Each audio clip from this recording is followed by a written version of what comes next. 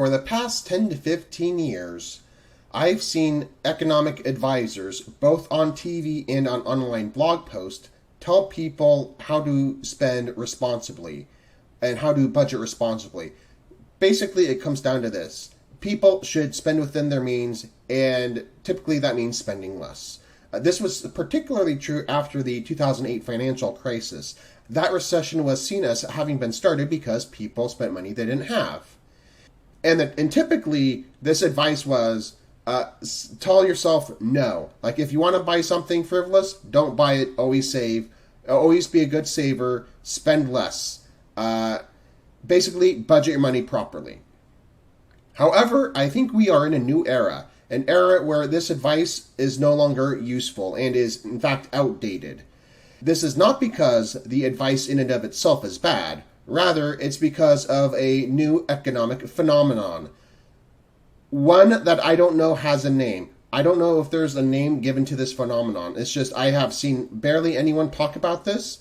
So and the few people who've talked about it don't really seem to place the emphasis on it that I think should be placed on this new phenomenon. So I gave this phenomenon a new name. This phenomenon that we are currently under, which it's rendered traditional economic wisdom to be outdated. This phenomenon I call the household budget recession. Hello, I am the Knight of the Basilisk, and I just want to verify I'm not an economist, and I don't have like an economics degree. I'm just a guy with a webcam and shooting a YouTube video. But the reason I'm doing this is just because I've not seen enough discourse about this subject matter lately. Even when I've heard about this subject matter being talked about, I don't think the impact that it has been given the emphasis. Like, I don't think people really see what's coming on the horizon because of an economic trend. So this economic trend is bad. And that's why I want to bring it to your attention. Just because I see it, and even though I'm not an economist, I want it out there. So, what is this phenomenon, the household budget recession? Budgeting is basically you figuring out what money you're going to spend in a given time period, typically a month. So what this phenomenon will explain is why we're going to be in a recession. Basically, people will be spending less money. But what causes it? Think of your household budget. You have your essentials, which is like mainly food and housing, and then you have what you have left over. Basically, the amount of your budget that's left over is shrinking. Maybe your personal budget isn't like this. Maybe your personal budget's fine, but I'm thinking on the wide scale, the average American's budget power is shrinking. So what do I mean by that? So I'm going to give you an example on screen right now. I'm not showing this on screen as I'm recording. Rather, I'm going to include it in editing. So what you should be looking at is a pie graph. This represents an example of a household budget. A budget of $3,000 after taxes. So after taxes, this household budget is $3,000. $1,000 is divided towards food, $1,000 towards shelter, and $1,000 towards discretionary. Basically, discretionary is after food and shelter, it's what you have left over. That's just an example. Now, here's another example. It looks almost the same. However, there's a difference. The net budget after taxes, the budget after taxes is $6,000. And so shelter is $2,000, food is $2,000, and discretionary is $2,000. This is assuming that the shelter has increased by $1,000 and food has increased by $1,000, the food cost or grocery cost. So basically, let's say 10 years have elapsed since the past pie chart, and now this is what the person's or household's current expenses are. But of course, now they're making more money because they've probably been at their job longer, gotten raises and promotions. Just an example.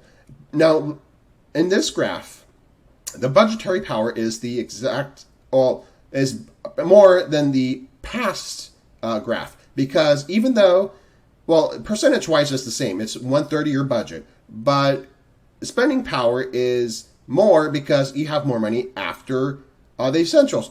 Let's say there's been 50% inflation. which means $1,000 before is like $1,500 now. This means it's still higher, even though the essentials have raised quicker than inflation. You still have more money because if you have more than $1,500 now, it's more than what you had adjusted for inflation 10 years ago. So this is an example of another budget, but let's go to a new budget. And again, just to verify, if inflation was double, as in $2,000 now is the equivalent of $1,000 before, then your spending power is just the same as it was before. So the spending power for the discretionary part of the pie chart is depending on both the raw amount and adjusted for inflation when you're comparing it to an earlier budget. Now here's another budget. So in this budget, shelter is $3,000, food is $2,000, discretionary is $1,000. It is still the same $6,000 net income after taxes. However, shelter has just risen disproportionately high, and I show it as having eaten away at the discretionary because you're more likely to cut discretionary spending first. So you have less spending power if inflation was at zero, or if inflation was more than 0%. So if inflation was at 0%, you'd have $1,000 just like you had before. However, if there has even been just a little bit of inflation, every bit of inflation has eaten away at your discretionary spending. However, it is possible to cut from your food costs. Say you are just spending food on yourself and you're not raising a family, you have more leniency on how to spend for food. So in this new graph, you have $1,500 going to food, $1,500 going to discretionary, $3,000 going to shelter. Well, you still have the same amount of discretionary spending as you had before, but you had to take it away from food, so you still had to take it away from somewhere. So let's say in the previous example, or the first example, I'm sorry, food was $1,000. If there was 50% inflation, it'd be $1,500, so it is the equivalent, and your discretionary is the equivalent. But notice how the shelter makes it harder for you to budget. I mean, it would just be easier if it was $2,000, $2,000, $2,000. And that way you could have taken away from food by $500 and increase your discretionary budget by $500, or save that money, or do whatever. So, you know, the amount you could budget towards discretionary depends on like inflation and how much those other things are, and, you know, just how much money you're making in general. Now here is an example of another budget. So you still have that $3,000 rent. Food is still at $1,500, but within the $1,500 discretionary, you have two payments now: student loans and health care. So basically, health care is mandated by the federal government. It's illegal to not have health care, and you get fined if you don't have health care. So realistically, you should budget health care in your budget. And student loans, people are being burdened more and more by student loans because people are going to college more and more because you have to go to college to get or it's at least seen that you have to go to college to get a decent job. So I'm including student loans in this graph because of the fact that, I mean, let's face it, a lot of people are being burdened more and more by student loans. Now with this budget, with the student loans and healthcare in, your discretionary is down. So now your discretionary is at $500. So really what I'm trying to say is, with the cost of essentials going up, of just stuff you need to spend money on going up, what this means is the amount you have to budget with goes down. And what I mean by that is, people often take from the discretionary spending first when they're budgeting. So people might look to cut rent by moving to a cheaper place, or food by eating cheaper or less or whatever. However, discretionary is the first thing you cut. And so when you have other costs that you have to pay that take up more and more of the pie chart, hold on, I can get my hands in front of the camera. So they take up more and more of the pie chart, the discretionary goes less and less, and people have less money to spend. Now, you could cut cost from the essential. So let's say you want to cut from rent. Well, you could just move to a cheaper place. But where? I mean, everywhere in the rent in general, we have a housing crisis, one that's not being addressed, by the way. So, where are you going to find cheap rent? And then we also have the food cost. Well, guess what? Your budgeting ability for food depends on how big your household size is. So if you have a lot of mouths to feed, maybe you can't really cut food, or maybe you've already have cut food as much as you can. You can't cut it anymore, but it's still maybe expensive. Of course, now with inflation, with the supply chain crisis, I mean, let's face it, we've all gone to the grocery store. We pay more for food. Let's face it. And of course, you can't be on a college diet forever because you need to eat at least moderately healthy. So, even if you could cut from essentials, just the fact that it's hard to cut housing any more than it is. I mean, it's hard to find cheap rent. It's hard to get cheap food. That in and of itself means you don't have that much power. And then throw in other things like car payments, student loans, and healthcare. Well, you're screwed. Now, what typifies this best? So, like, is there like a chart that actually shows the fact that essentials have gone up and gone up disproportionately to everything else? And the answer is yes. There is a chart from the American Enterprise Institute. This chart shows the price of various goods. Anything that's essential is in red, like housing and food. And the red also shows average hourly wages, just so the price of goods can be compared to wages. And the stuff of non-essentials is going either down or not growing a lot. And then, of course, new cars are considered non-essential because you could always get an old car, I guess. But, I mean, a lot of people need cars to just get around. Cell phone service is considered non-essential, I guess. So, I mean, you can argue with this chart what's essential, what's not. But anyways, here you go. This is a chart. Now, I have issues with this chart. So I do have issues with the chart, just to be clear. I don't think this is a perfect chart. So one thing I have with this chart, that shows housing to be only slightly higher than inflation, and it shows wages growing at a faster pace than housing. I think that is completely wrong. And then, so I think housing should be shown rising at a larger rate, especially in comparison to wages and inflation. Definitely more than inflation, but even towards wages. And also, the wages is not too much higher than inflation, but I think it's still higher than it should be. But what it shows is generally true. The prices of essentials is going up disproportionately to the prices of everything. Now, I say I have problems with this chart and that I disagree with it. Are there like other sources of information that we could draw from to see to compare this to check the accuracy? So, like I say, the price of housing should be high at a higher, steeper angle than what's in this graph. Are there other sources to back up that statement? The answer is yes. So, okay, let's look at the Consumer Price Index. Now, at the bottom of this article, I have a bunch of links. The Consumer Price Index isn't one of them because there's a lot of pages within the Consumer Price Index you need to look at. Basically, if you look at Consumer Price Index for any given year, it shows the prices of essentials and non-essentials. If you look at the essentials like rent and all that stuff, you can see that it's higher than the index as a whole. But there's no real one single link for me to put that in, so you have to go year by year and look at each year from let's say 2020 to 2022. If you look at the essentials are always going up at a faster rate than the rest of the items.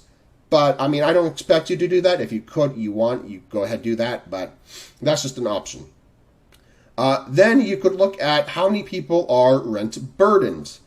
Basically, wages should, yes, they're going up in that graph, but even then, just look at how many people are unable to cover the cost of a $400 emergency. That should tell you wages really are not growing fast enough. I think they should not even be going as high as rent. Now, also, I've linked a few articles below which state that wage inflation Wages generally have not kept pace faster than inflation. It's like just barely with inflation. I'll link a few of those articles below too.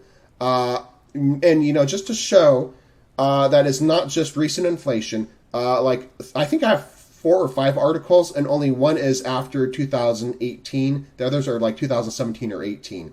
So this is not just from the past year of inflation. This is just in general since like between 2010 and 2017 and 18. Wages have not kept pace with inflation, or just barely. Again, the numbers are more nuanced depending on like where on the wage scale you fall. So you could read those articles just for your own enjoyment. And then the last 2 bits of information I want to tell you is that according to rent.com, the average price of rent across the country for a 1-bedroom apartment is $1,770. I think that is their most recent number. I think it is for, I don't remember what it was. Let me see what it was. It was for sometime this year, I believe. August 2022. Oh, wow.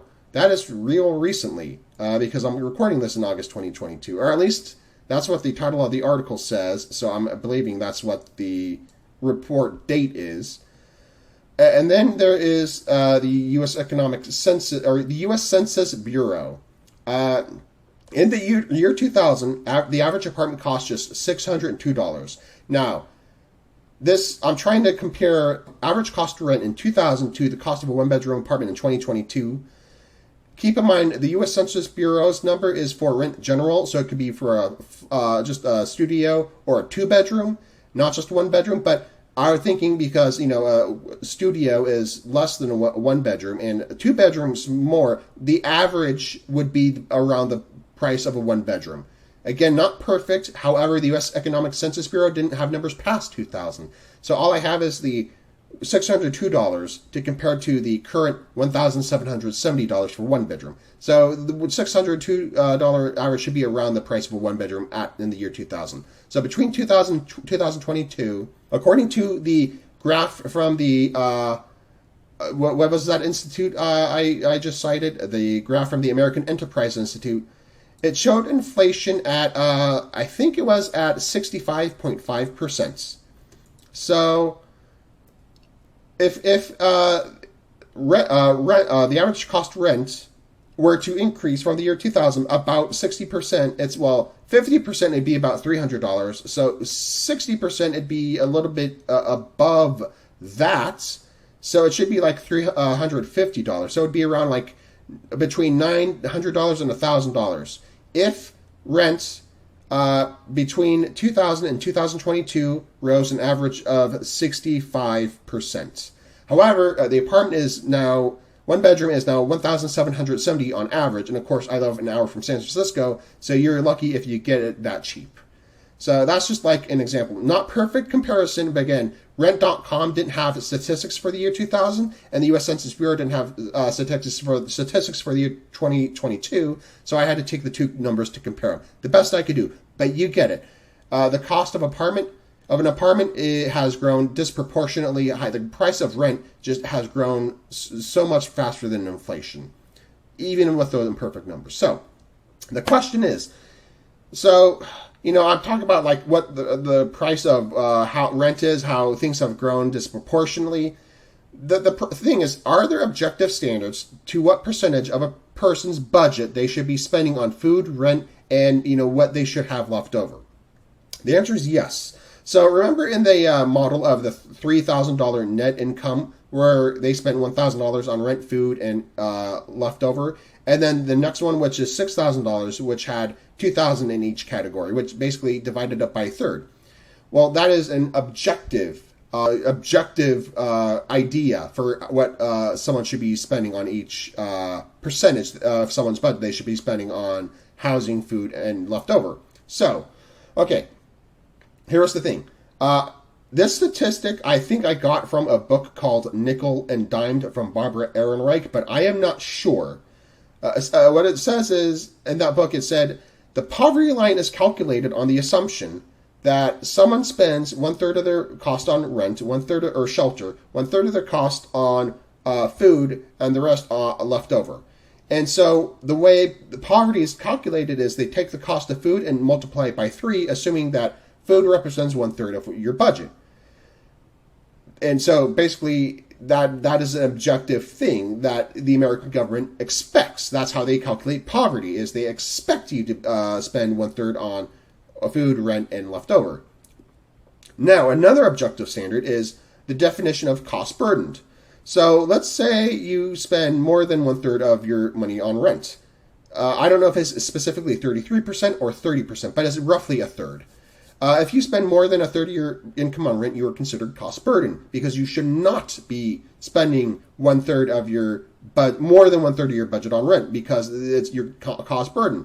Well, I don't know if I'm going to be linking articles about the percentage of people cost burdened, but you could always Google on your own how cost burden is a growing phenomenon, as more and more people are getting cost burden because there's no such thing as cheap rent, because we have a housing crisis that no one is addressing. Okay, so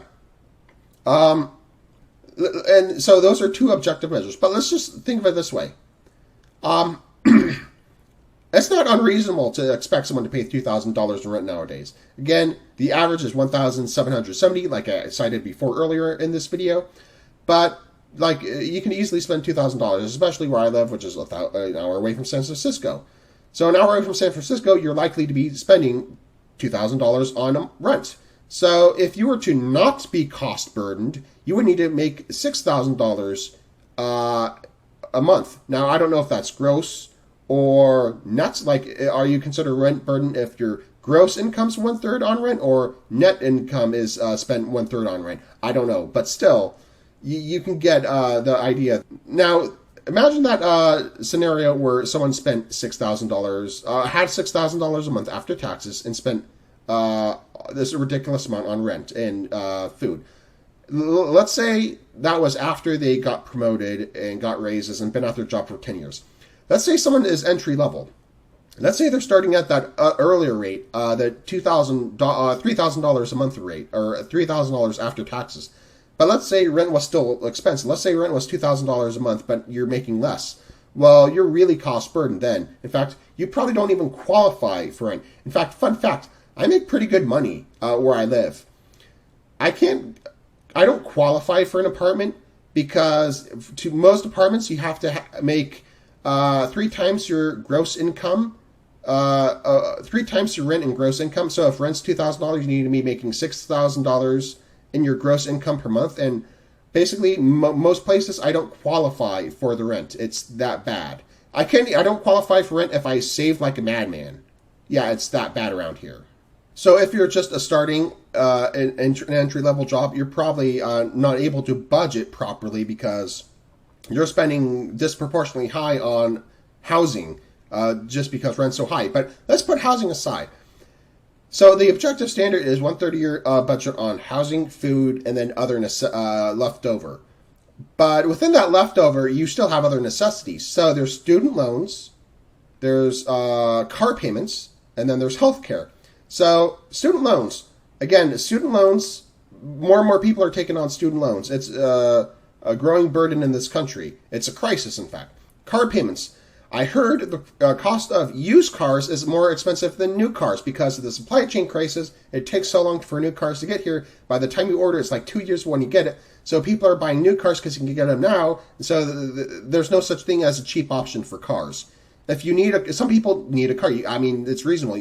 Car is almost an essential, especially with the public transportation in the area I live in. You have to have a car. So, I mean, you have to spend. There's no such thing as a cheap car option. Healthcare. It's illegal to not have healthcare. It's illegal to not have healthcare. What can I say? If you don't have healthcare, you pay a fine. So if you think you're cheaping out by not paying for healthcare, you're not. You're going to be paid a fine. You're paying a fine. Now, Obamacare raised the price of cheaper plans. So if you're a low-risk person, you don't have the cheap options you used to have. So I used to pay $135 a month for healthcare December 2013. And January 2014, I forget what I was paying, but it more than doubled. So I don't have that cheap option anymore. The point of this video is people don't have the budgeting power they're used to have, and it's not their fault. So if people go to those economic advisors and they look at them at TV, and the economic advisors say, spend less, spend less, spend responsibly. Well, guess what? You're not going to be spending anything, because spending responsibly means just spending on the essential and you have nothing left over. So, in conclusion, that's the general point of my video, but here's I have two conclusions. One is we're entering an era of economic decline because people will spend responsibly, which means spending less, which means they will cut their spending to spend within their means, and that's going to cause a recession because they don't have any means. Like, spending within their means not spending anything, because the cost of essentials has gone up and eaten away at anything, so they're going to cut back because they're rational. They will budget rationally. The second point I want to make is we have had a household budget recession for a long time, which is why I have linked articles from before the pandemic, because this is not just pandemic related. But you're wondering, hey, if we have had a household budget recession for a long time, why hasn't there been an actual, like, GDP recession? A recession where the GDP has gone down. And I think there are other counter forces that countered the household budget recession that has kept the economy from going into a recession. Not that the economy's been good. I don't think the economy's been good. It just hasn't gone to a recession. I think the economy is very sick and it's fake.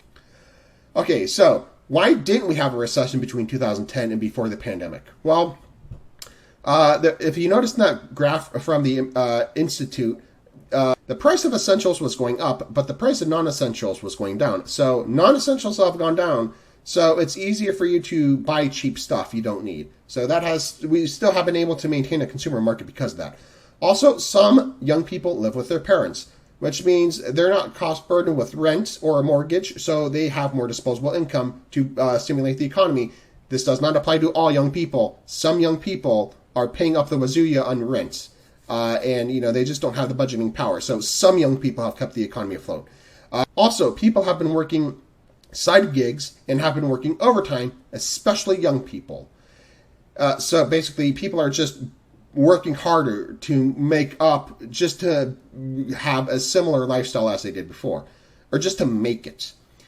And also, here's the most important thing. Interest rates have been artificially low between 2010 and 2020.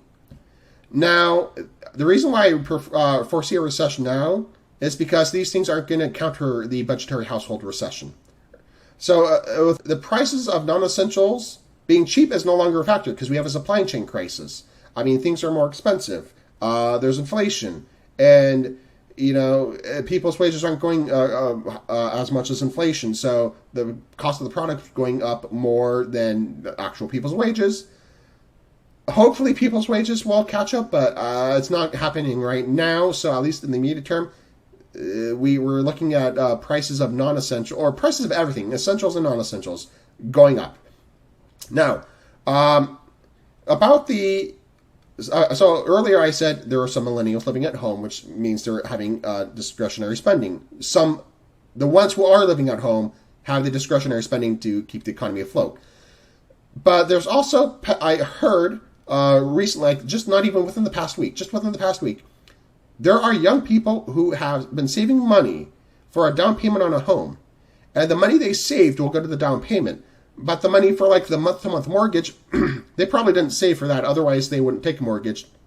They would just buy a home outright, right? So the money they save won't pay for the home entirely. They'll just pay for the down payment.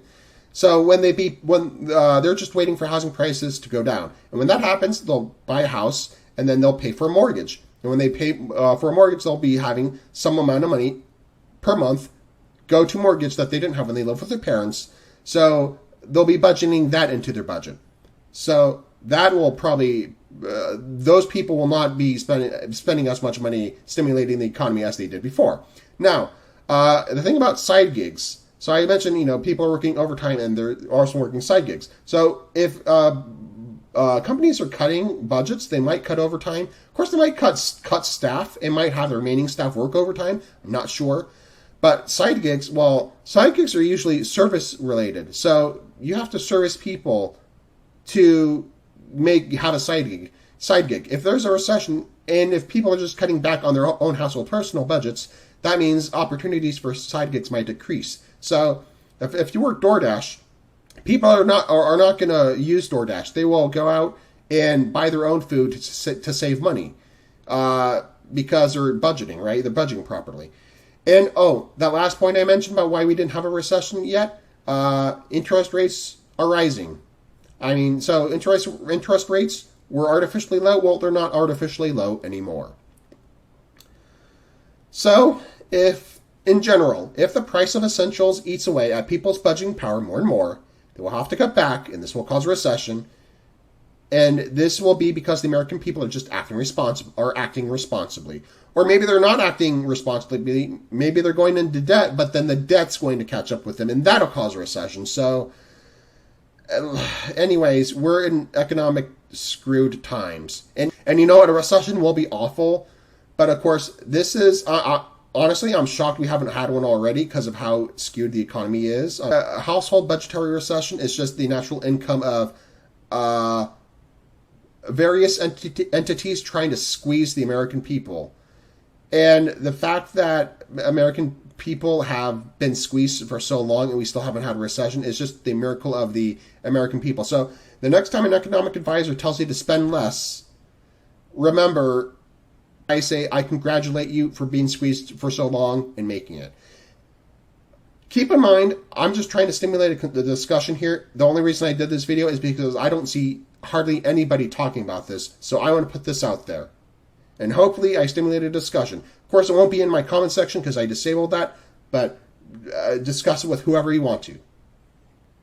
So I'm including a quick edit here, and this is like a few days after I recorded the video and after I've already edited this video, and I was about to post this video, but earlier in this video I told you how there aren't many other people talking about this issue, and even when they are, they're not talking about it in the way that I think is being discussed here on this video that I'm making.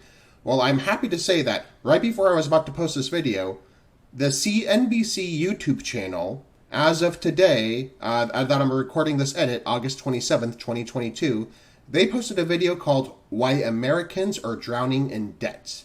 And basically it talks about how the rising cost of living is making it hard for Americans to afford anything but just the bare basics. So because people are going to have to cut back to spend responsibly, it's going to probably cause a recession. And again, they didn't go to the exact points I made here, but it's close enough that I'm going to, among all the other links at the bottom in the description of this video, I'm going to include a link to that too. And keep in mind, there are other links at the bottom of this video. Feel free to look at them all.